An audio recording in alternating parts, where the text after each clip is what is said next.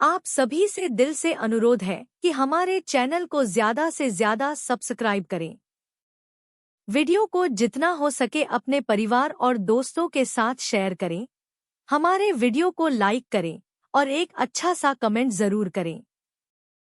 हम आपके लिए रोज़ इतनी मेहनत करते हैं, तो आपको हमें सपोर्ट करना चाहिए।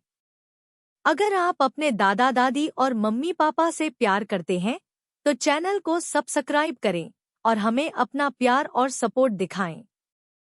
ईपीएस पेंशन भोगियों को 1 जनवरी 2025 से भारत में कहीं भी, किसी भी बैंक और किसी भी शाखा से पेंशन मिलेगी। डॉक्टर मांडविया सीपीपीएस से 78 लाख से अधिक ईपीएस पेंशन भोगी लाभान्वित होंगे। अगले चरण में आधार आधारित भुगतान प्रणाली एबीपीएस में बदलाव किया जाएगा। सूचना जी न्यूज़। केंद्रीय श्रम एवं रोजगार मंत्री और ईपीएफ के केंद्रीय न्यासी board, union minister of labour and employment and central board of trustees of EPF के अध्यक्ष डॉक्टर मनसुख मांडविया ने कर्मचारी पेंशन योजना 1995, एम्प्लॉय पेंशन स्कीम 1995 के लिए केंद्रीकृत पेंशन भुगतान प्रणाली सेंट्रलाइज्ड पेंशन पेमेंट सिस्टम सीपीपीएस के प्रस्ताव को मंजूरी दे दी है। राष्ट्रीय स्तर की केंद्रीकृत प्रणाली सीपीपीएस की स्थापना प्रमुख बदलाव का प्रतीक है। इससे पूरे भारत में किसी भी बैंक, किसी भी शाखा के जरिए पेंशन पाना संभव हो जाएगा। ऐतिहासिक निर्णय। इस ऐतिहासिक निर्णय के बारे में बताते हुए केंद्रीय मंत्री डॉक्टर मनसुख मांडविया ने कहा, केंद्रीकृत पेंशन भुगतान प्रणाली सीपीपीएस की मंजूरी ईपीएफओ के आधुनिकीकरण में एक महत्वपूर्ण मील का पत्थर है। पेंशन भोगियों पेंशनर्स को देश में कहीं भी, किसी भी बैंक, किसी भी शाखा से अपनी पेंशन प्राप्त करने में सक्षम बनाने वाली यह पहल पेंशन भोगियों के सामने आने वाली लंबे समय से चली आ रही चुनौतियों का समाधान करेगी और एक निर्बाध तथा कुशल संवितरण तंत्र सुनिश्चित करेगी। यह ईपीएफओ को अपने सदस्यों और पेंशन भोगियों की जरूरतों को बेहतर ढंग से पूरा करने के लिए प्रतिबद्ध एक अधिक मजबूत, उत्तरदायी और तकनीक सक्षम संगठन में बदलने के हमारे चल रहे प्रयासों में एक महत्वपूर्ण कदम है।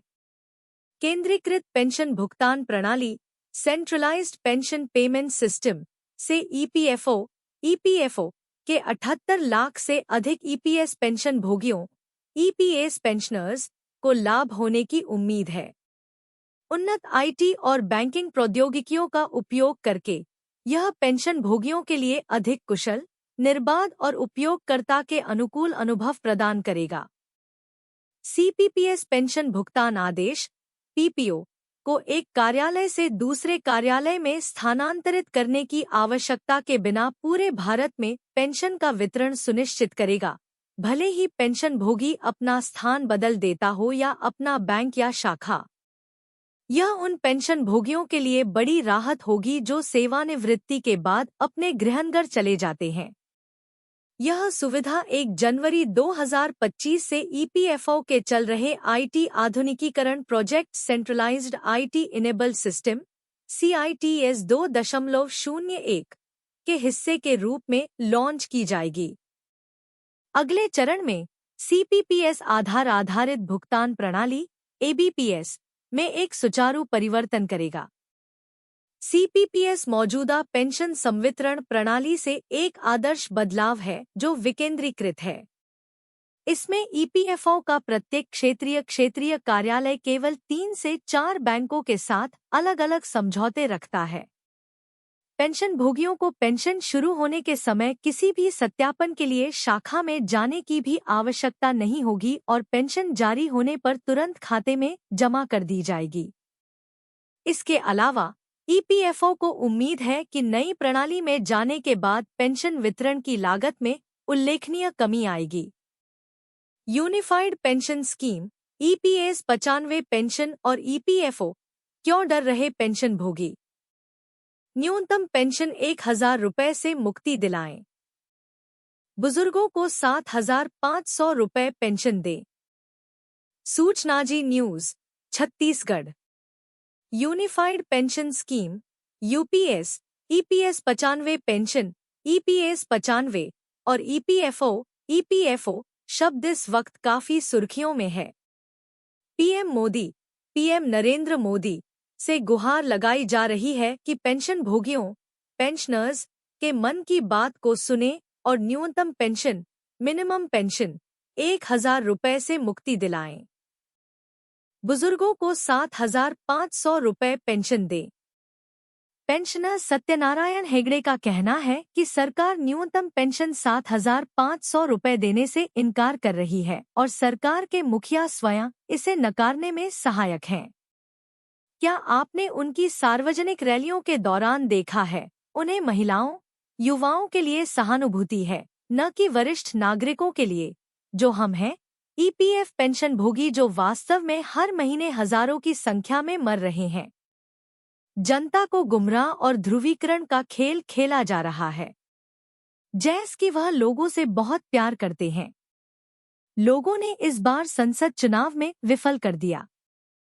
400 पार के बजाय केवल 272 दिए, जबकि अन्य दो सुपर पीएम नायडू और नीतीश ने उनके पंख काट दिए और उन्हें निर्देश दिए कि वे जो कहें करें।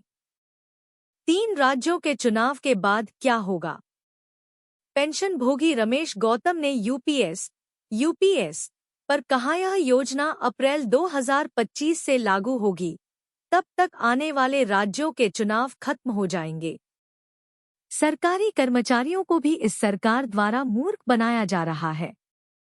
हमारे नेताओं को इस सरकार द्वारा वित्तपोषित किया जा रहा है। यही कारण है कि वे पिछले 10 वर्षों से कोई सख्त कार्रवाई नहीं कर रहे हैं और हमें मूर्ख बना रहे हैं। इधर पुरानी पेंशन तेजी से ट्रेंड कर रहा है। ओल्ड पेंशन स्कीम को लागू करने की मांग की जा रही है। एनपीएस के बजाय ओपीएस की बहाली की आवाज जोर पकड़ रही है। ईपीएस 95 पेंशनर्स का बड़ा करिश्मा। एक झटके में बड़ी पेंशन कर्मचारियों की मन्नत हुई पूरी। EPS 95 pensioners. जानकारी के अनुसार ईपीएफओ की कर्मचारी पेंशन योजना एम्प्लॉयज पेंशन स्कीम के अंतर्गत आने वाले सभी पेंशन भोगियों की न्यूनतम पेंशन 7,500 रुपए प्रति माह करने की डिमांड को लेकर सभी पेंशन भोगी राष्ट्रीय राजधानी में भूख हड़ताल पर बैठने वाले हैं। ईपीएस पेंशन फंड के अंतर्गत वर्तमान समय में सभी पेंशन भोगियों के लिए 1,000 रुपए न्यूनतम मासिक पेंशन निर्धारित की गई है और यह व्यवस्था वर्ष 2014 में सितंबर के महीने में जारी की गई थी। एम्प्लॉयज पेंशन स्कीम राष्ट्रीय संघर्ष समिति का बयान। जानकारी के अनुसार पता चला है कि सभी कर्मचारी पेंशन योजना एम्प्लॉयज पेंशन स्कीम राष्ट्रीय संघर्ष समिति एनएसी अपनी मांगों को पूरा करने के लिए जंतर मंतर पर भूख हड़ताल करने का प्रस्ताव रखा है।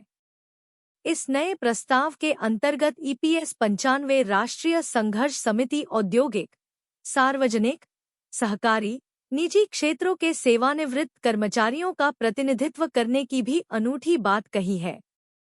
इसके अतिरिक्त ऐसे नागरिक जिनके द्वारा ईपीएस पेंशन फंड पेंशनर्स प्राप्त की जा रही है, उन सभी को राष्ट्र के विकास हेतु अपनी सेवा समर्पित करने के समर्थन में अधिक विपत्तियों का सामना करना पड़ रहा है।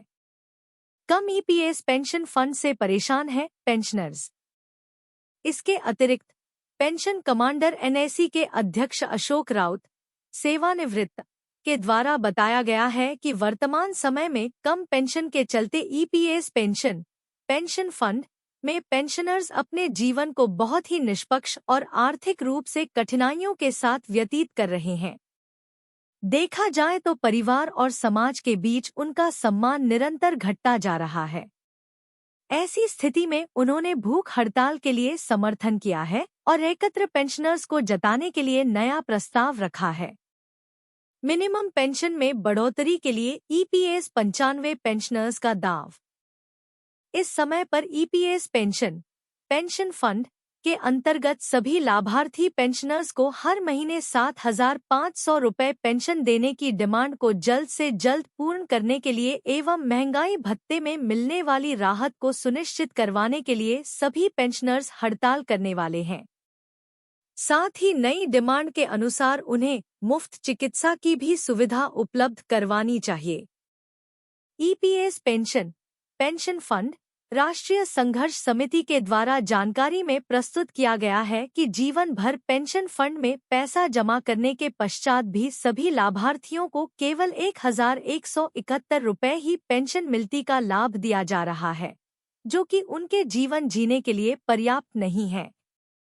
उन्हें 7,500 रुपये और महंगाई भत्ता मिले, इसके पश्चात ही वे सम्मान के साथ अपना जीवन व्यतीत कर सकते हैं।